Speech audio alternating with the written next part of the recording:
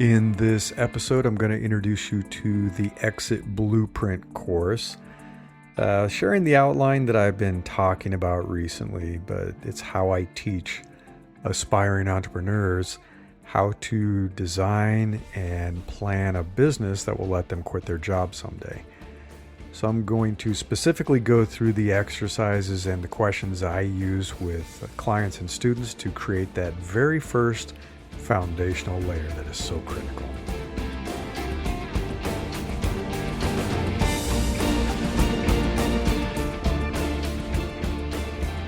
I'm Larry Cornett, and this is Invincible Solopreneurs.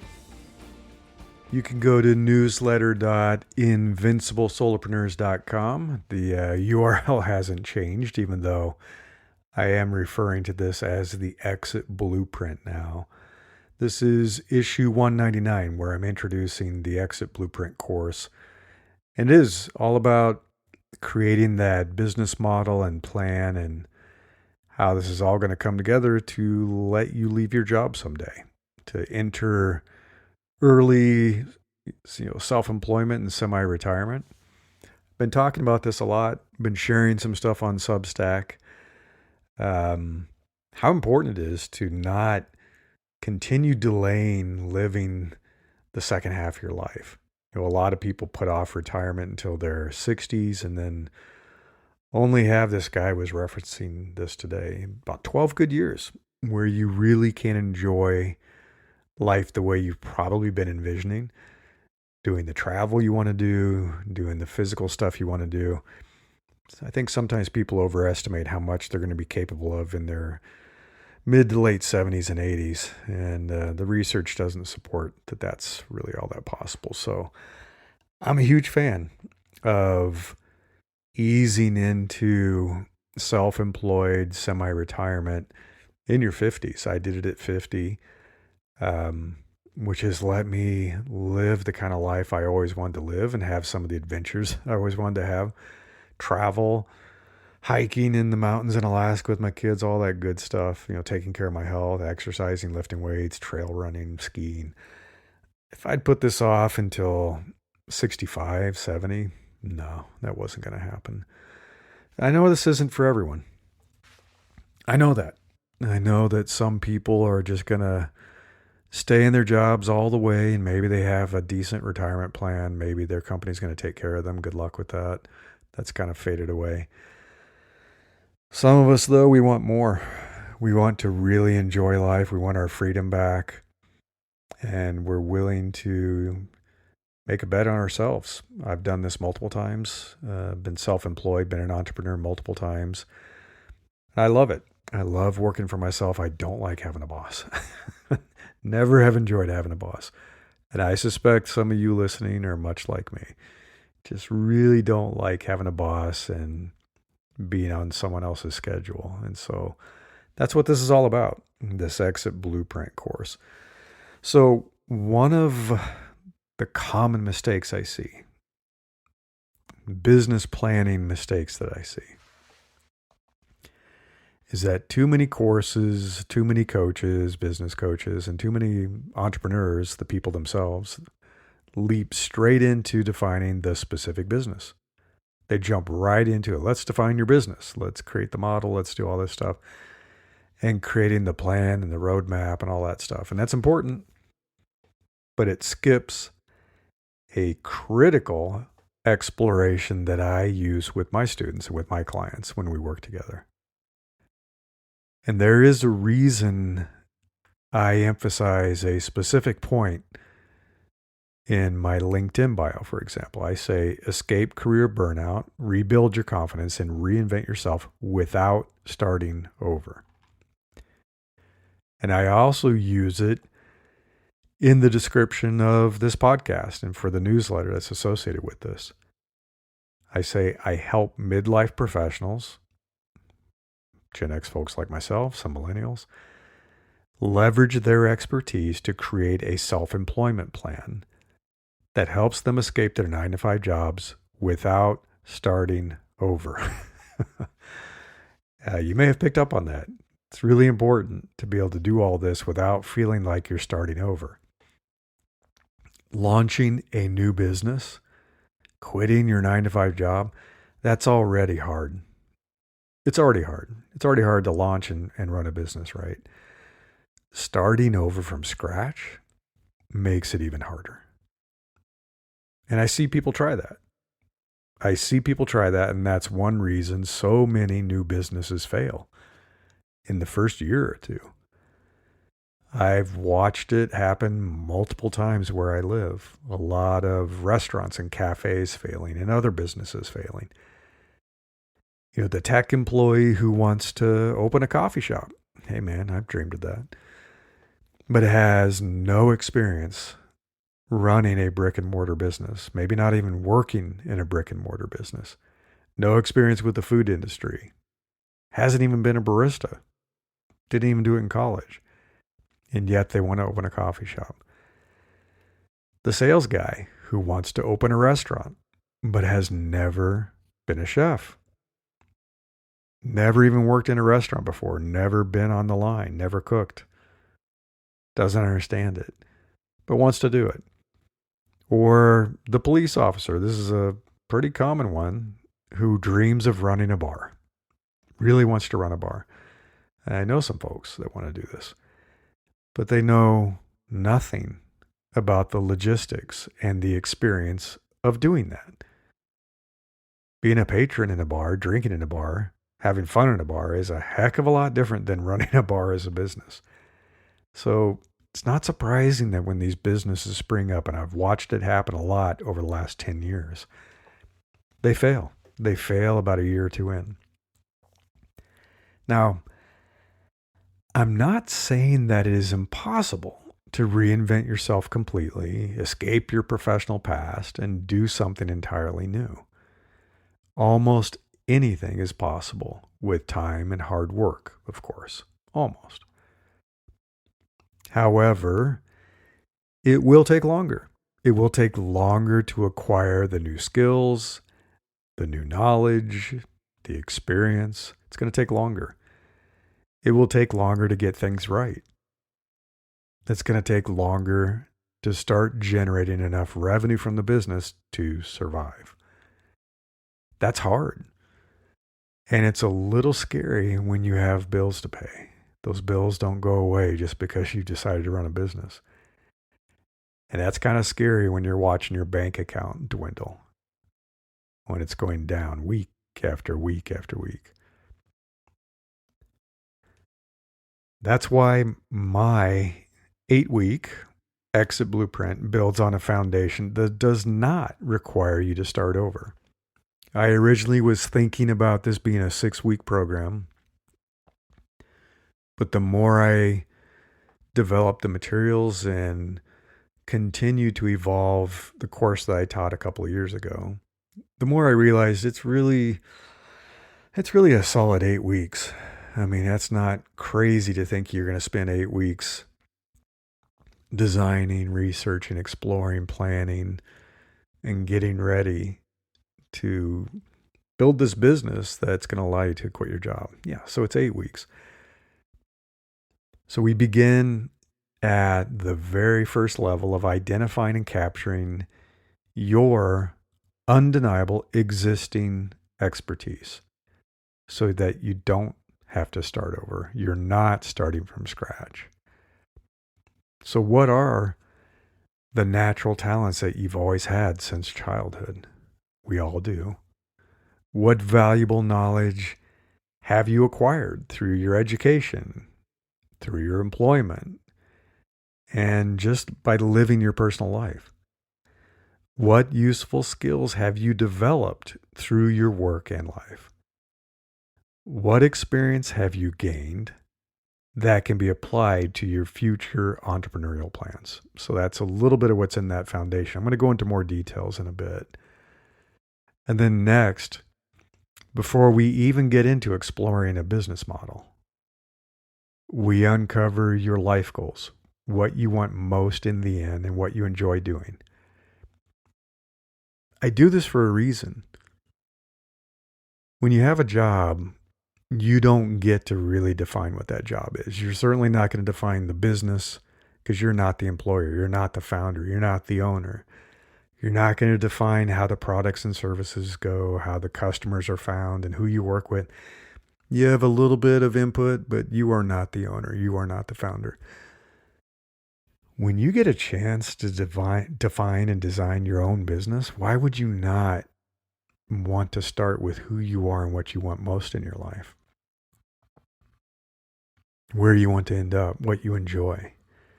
This is a fresh start. It's a chance for you to really like what you do every day. Believe me, it's unbelievable when you get to do this. It's life-changing. So I want people to look back on your personal and professional life to identify what is known as flow state moments. When do you lose track of time because you're doing something you're so good at and you enjoy that you forget to take a break for lunch, or you lose track of time and people are like, hey, didn't you hear me? I've had those flow state moments. That's a pretty good identifier. Capturing when you feel most competent. Like, hey, I'm good at this. And when you feel most confident, which is related, but not 100% overlap. Peeling back the layers of your work responsibilities to see what you actually enjoyed doing. Getting beyond the surface level of that description. And I like to do this with people, where we get to the very root of what is it that you actually enjoy doing, not the top level work responsibility. Paying attention to the interests and passions you've had probably for most of your life. Describing and defining your ideal lifestyle. Basically, how do you want to spend your days? What do you want to do every day? Who do you want to work with? How do you want to spend your time? Visualizing and defining your ideal end state after the next, let's say, 20 to 30 years. Where do you want to be at the end of the next couple of decades? What kind of a life do you envision for yourself? How are things going? How do you chart a course to get there? And that's critical. Identifying that next best move to put you on the path to reaching your ultimate goals.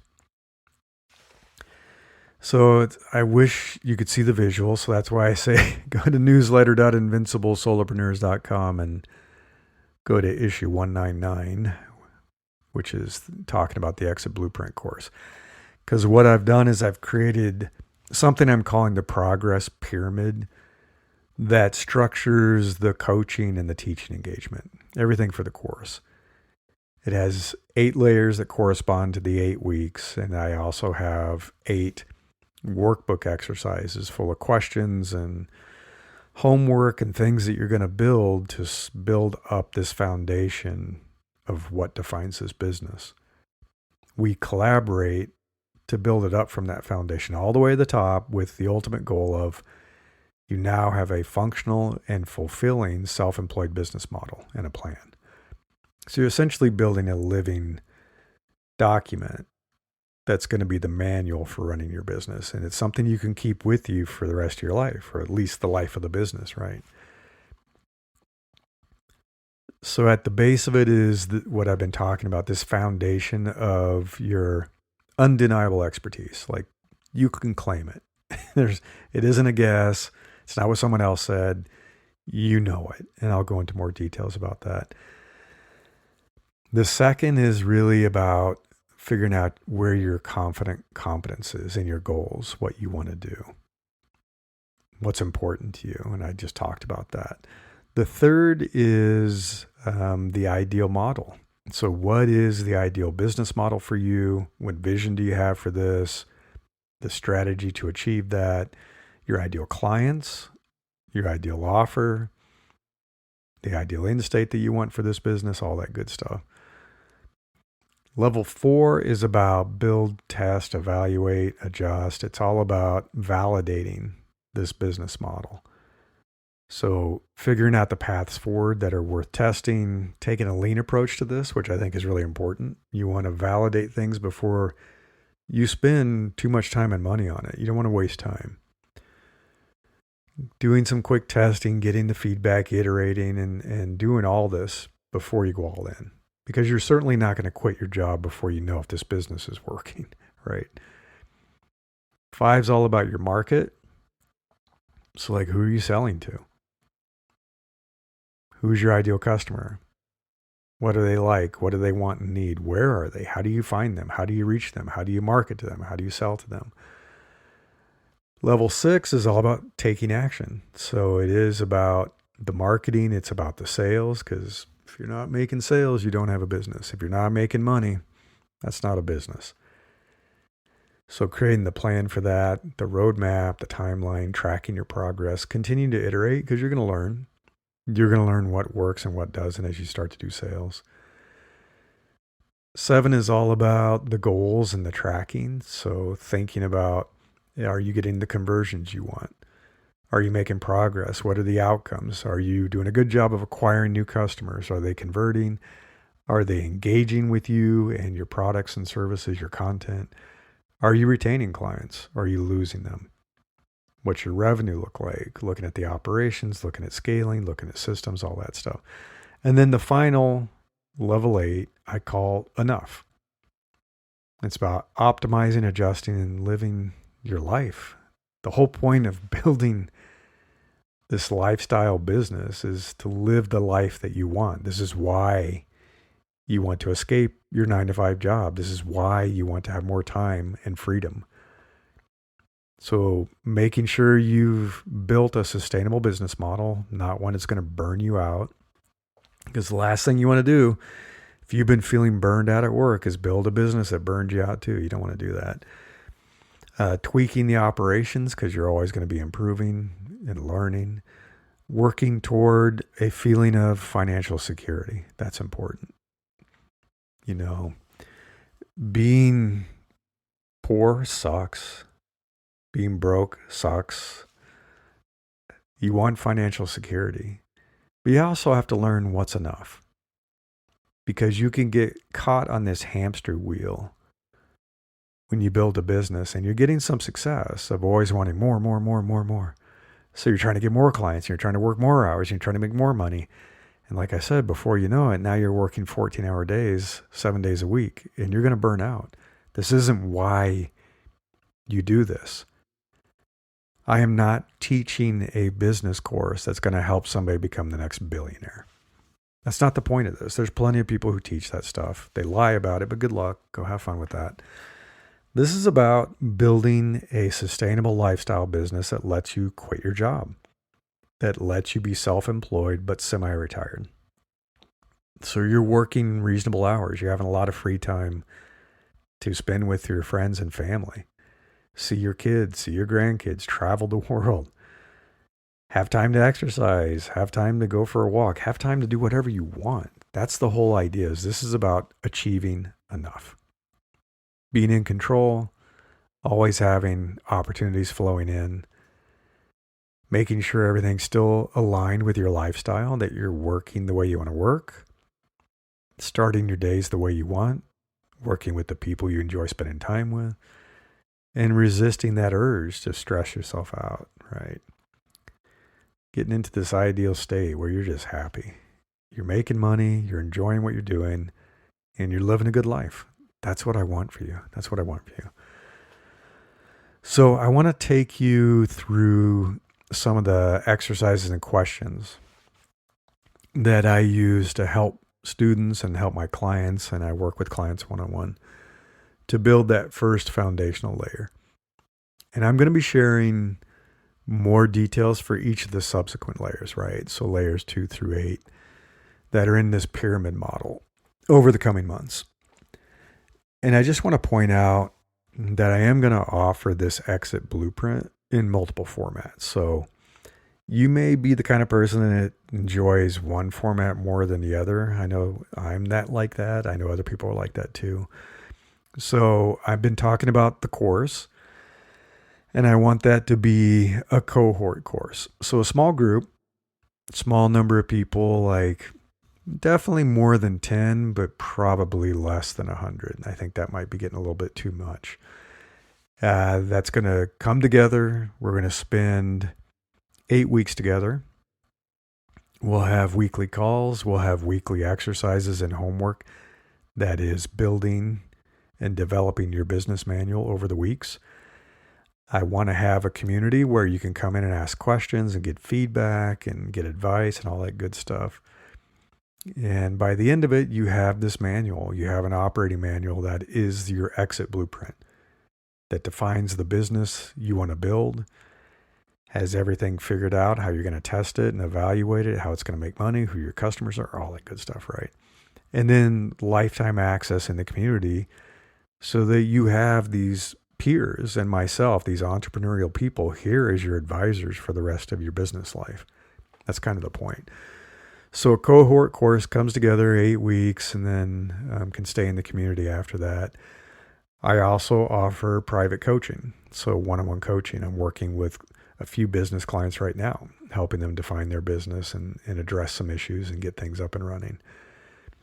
I also want to do workshops, so it's a little bit different than the cohort courses, which are spread out over 8 weeks, but most likely like a 2-day workshop where it could be done online. I've done that before, so I've taught this in an initial format, doing Zoom and slides and taking questions and all that stuff. So it was all online, but I really would enjoy doing some in-person workshops too. So maybe doing a weekend workshop, various places like the Bay Area, California, Lake Tahoe area. I'm happy to travel and do it in other locations around the country, even the world. I've done a bunch of international travel. And then finally, a DIY format. So a do-it-yourself course, one that you could go through at your own pace, do on your own, have all the materials, and I think still have my community so you can come in and ask questions, right? Some people are solo people. I get it. I'm very solo. I like to do a lot of stuff on my own. So yeah, different formats. I'm going to be running the very first cohort of this later this year. I'm thinking September, October, maybe into November. I'm not sure yet. And probably only offered about twice a year in the future. So I think there'll be a spring version and a fall version. So if you're interested in the course or maybe one of these other formats, right, I'm going to provide a link to sign up so you can be notified about that with the specific dates and when things become available. So you can go to newsletter.invinciblesolopreneurs.com. All about introducing this exit blueprint course. This is issue 199. And you can sign up and get your email on the list, and I can let you know when things are available, which I think would be pretty important if you're interested. All right. In the last few minutes, I want to take you through some of the materials are going to be in this first part of the workbook, the homework. So starting at that very first foundation, which is about you and your undeniable expertise. It's all about you. Who are you? And it is about talent, knowledge, skills, experience, assets, all that kind of stuff. So starting, for my kind of information, but also I think to help you as you're thinking about planning and what you're working with, is what do you currently do? What is your current profession? What is your job? Who do you work for? Just describing what you currently do to make a living in your profession and in your current job or most recent job if you're no longer employed. So what is your starting point, right?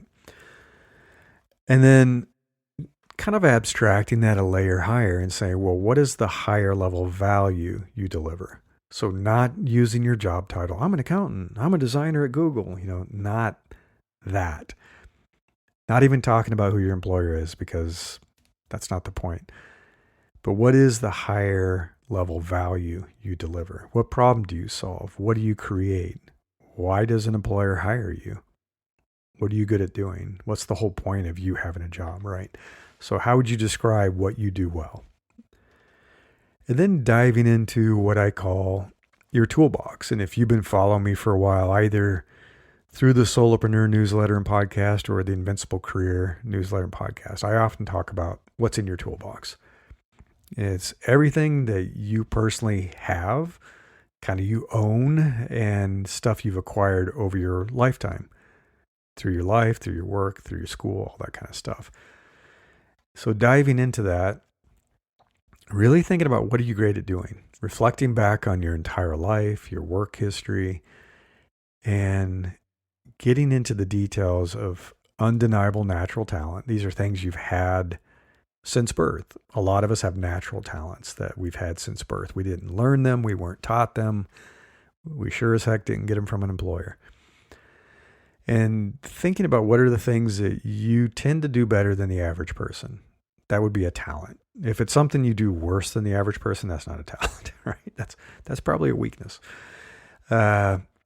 Things that could be considered advantages: physical, cognitive, emotional, intelligence advantages, knowledge you've acquired, skills you've acquired, all your work experience, what people have said about you, bosses, coworkers, friends, family.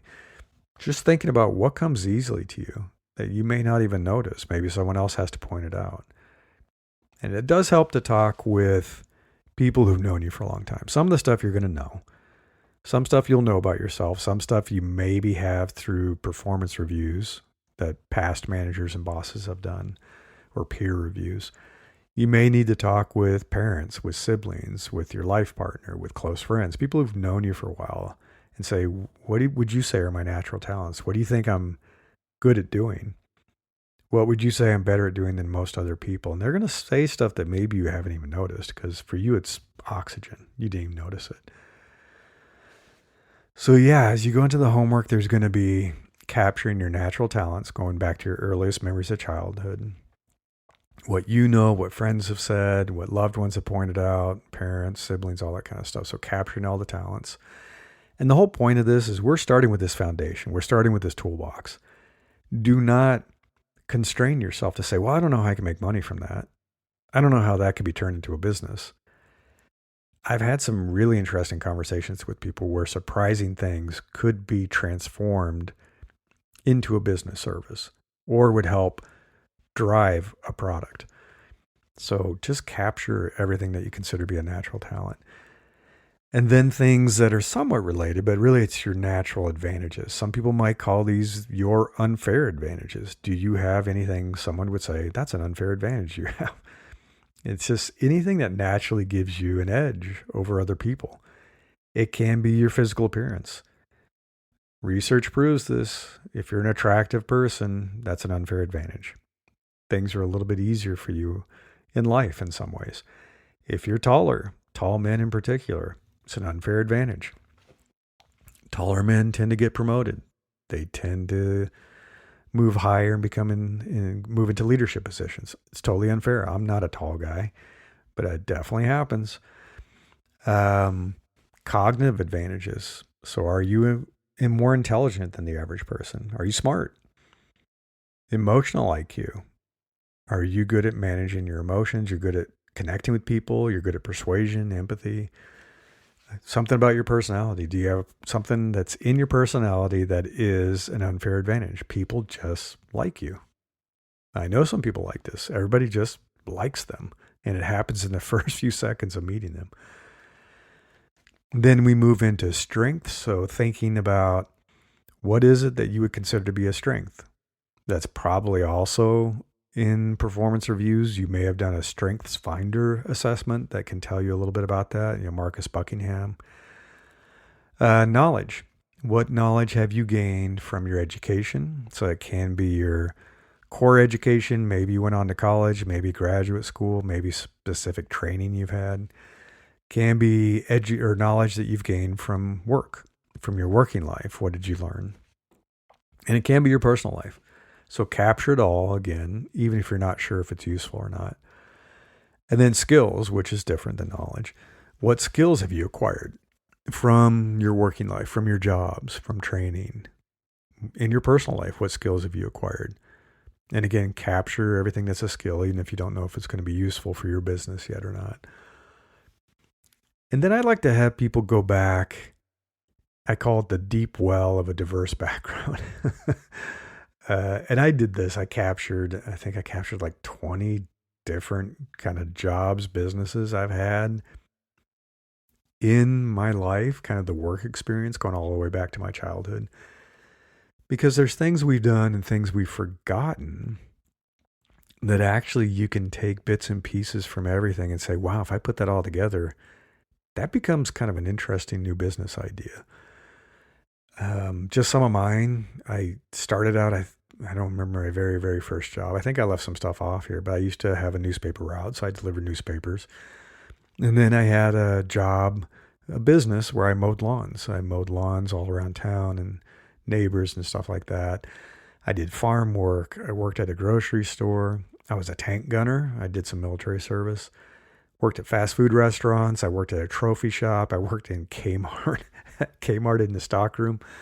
That was good fun, let me tell you. I did various construction jobs. I was a security guard. I was a police dispatcher. I did research for an expert witness professional. I was a software designer.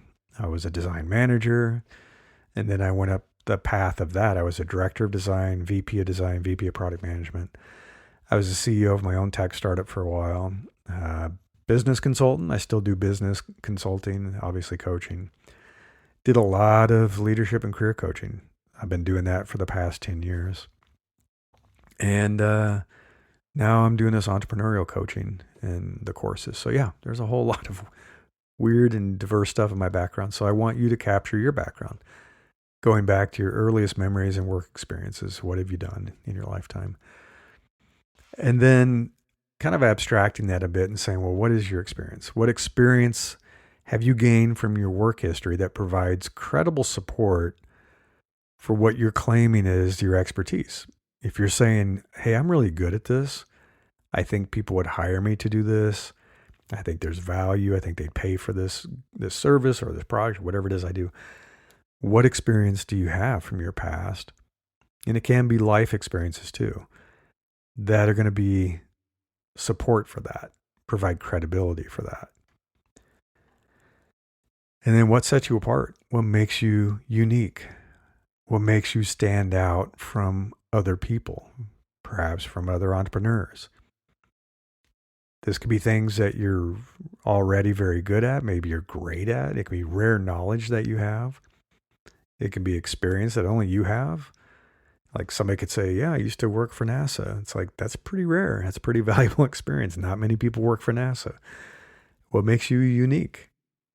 This is all going to be very useful for positioning yourself and marketing and all the stuff that's going to come later. And then thinking about what is defensible. What are your defensible and valuable personal assets? Like, what can you do? What can you provide? What can you offer that you think, at least at this point, will be valuable for several years? Maybe even decades, maybe forever. It's an evergreen thing that you can do that will always be in demand. It can't be replaced, for example, by AI, by artificial intelligence. It can't be replaced by automation or robotics. It's important. It's important. The world is changing very quickly. A lot of stuff that people did not think could be automated is being automated, and AI is taking over a lot of entry-level kind of job activities, skills, tasks. So what do you do? What is valuable and defensible that you think you could be using for your business, and it's going to make your business run for years or decades or as long as you want it to? Thinking about your financial situation. So now we're getting into some other stuff in your quote toolbox or your foundation. But how much financial runway do you have? How much can you focus on designing, defining, and spinning up a new business with how much based on the money that you have in the bank, right? So it can be your current income. So if you're going to do this on the side while you're currently employed, then maybe your runway's pretty good. Maybe you have a lot of time to figure this out, and the financial situation isn't really the factor. Or maybe you do want to quit, or you've already lost your job. And so now you're tapping into your savings and other assets, maybe your emergency funds. And I've worked with people who have various degrees of financial runway. I've had some people say, yeah, I've got maybe 90 days. I got to figure something out. I got to get some money coming in soon. Other people, it's around 6 months. I've worked with a few people that are like, yeah, I've probably got a couple of years. I did pretty well. I have a bunch of money. I have a bunch of investments. I can tap into all that, and I can probably spend 2 years before I really have to start thinking about making some money. It's like, okay, that's great. Um, Time. How much time can you allocate to this new business? Working on it. How much time daily can you spend 1 to 2 hours a day? Maybe you can't. Maybe it's a weekly thing. Maybe you're only going to be able to do this on the weekends, like some time on Saturday and Sunday. Or maybe it's not even that much. Maybe it's just a few days that you can spend on it once a month. I don't know. So thinking about the time and money are key resources, right? The other thing I want to ask is about relationships. So who are the people you can count on in your life for support, for encouragement, to get advice, to get guidance, potential partnerships, right? Even if you don't want them to be a full-blown business partner, you can still work with people. I work with people all the time, even though I am the sole owner of my business. I will partner with people on projects. And people you could count on for resources. There might be somebody who can help you out with that. And then finally, kind of a catch-all, what are the other resources that are at your disposal that could help you with this next phase? That could help you when you want to get your business up and running. Could be office space. Do you have a place that you can sit and work and have quiet space? It could be retail space. Is there a place that you could spin up your business that you want to have in the physical world? Is there a specific equipment that you need and you have that equipment or you don't? Transportation, sometimes that's important for a business. You name it. But basically capturing what are all the resources that you think could be at your disposal to help you spin up and run your business. So yeah, that's part one. That's that whole foundational layer, and that's what we would discuss and kick off in the first week of getting into the Exit Blueprint course. Yeah, if you have any questions, feel free to reach out. Feel free to message me. You can go to newsletter.invinciblesolopreneurs.com. This is all about introducing the Exit Blueprint course, issue 199. Check it out. Check out the pyramid images that I have in that article.